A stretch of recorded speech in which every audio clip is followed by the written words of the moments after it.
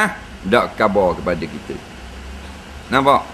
Sehingga para nabi tidak diberitahu. Mu berapa lagi? Mu berapa lagi? Mu umur berapa? Maka kematian tidak akan menyebabkan kita berduka cita yang melampau batas. Sebab ikut atas umur masing-masing. Dah nak marah anak cek lagi baru umur 8 bulan mati dah. Nak orang-orang ni dah barang siap dah.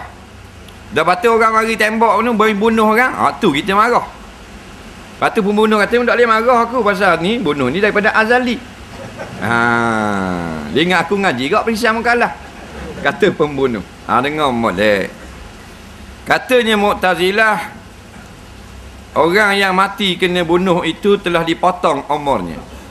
Maknanya kalau dia tak dibunuh, dia boleh hidup lagi sampai umur dia yang sebenar. Ni karut. Ni aja orang sesat. Ahli sunnah wal jamaah hak kita kena pegang ni. Bila orang tu mati, itulah umurnya yang daripada azali. Telah ditulis. Sejak dia berumur 4 bulan dalam perut, dia mati kena bunuh, mati penyakit denggi, mati demam panas, mati yang sakit tua, mati lemah. Mati buat lagi di buaya tadi. Laki tak tolong. Faham? Dia siap belaka dah. Jadi bila saja dia mati, itulah ajal dia. Ajal bukan mati, ajal tempoh hidup. Berarti kalau kita tengok Raktek 24 hari bulan Februari 2012. 24 tu boleh jalan lagi kereta. Boleh lagi 25? Boleh start hidup jalan Cuma salah je lah. Faham di segi undang-undang manusia. Jadi 24 itulah ajal. 25 mati. Kau tengok Raktek dia 24. Cuma tengok Raktek aku bila mati. Dia tengok itu dia tulis 24 hari bulan Februari. Dia kata 24. Salah. 24 tu ngelah ajal. Faham tak?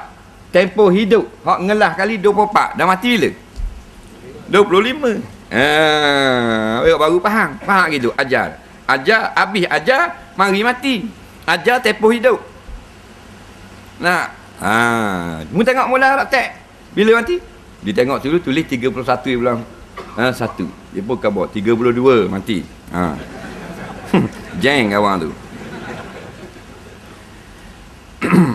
Jadi terima belaka dah. Anak mati, bini mati, laki mati, cucu mati, besar kecil, kita terima.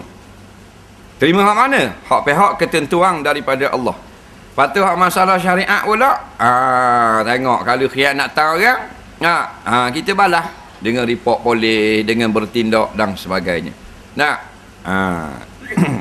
Lepas tu jangan biji sabak. Bertepik menolong marah anak mati, bini mati, laki mati. Kerana tidak redha dengan qada dan qadar. Dan kan dia rukun iman yang ke-6. Tak redha dengan qada dan qadar, kufur. Bertepik menolong anak mati, kufur. Tak redha.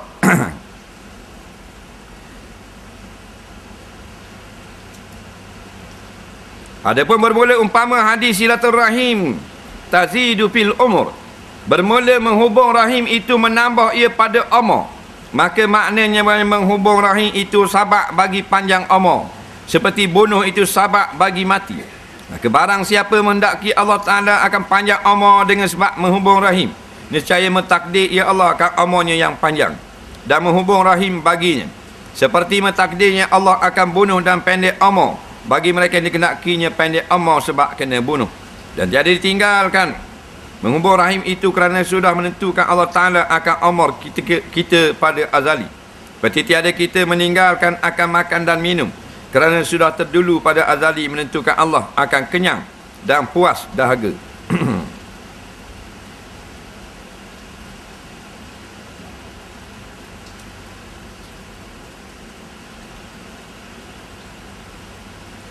Baik. Kita dengar pula dalam hadis silaturahim tazidu fil umri. Nabi SAW kata menghubung silaturahim itu menambah pada umur. Ada dua jawapan ulama.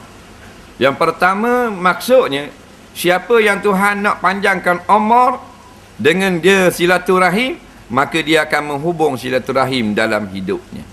Itu jawapan yang popular sekali di sisi ulama ahli sunnah wal jamaah.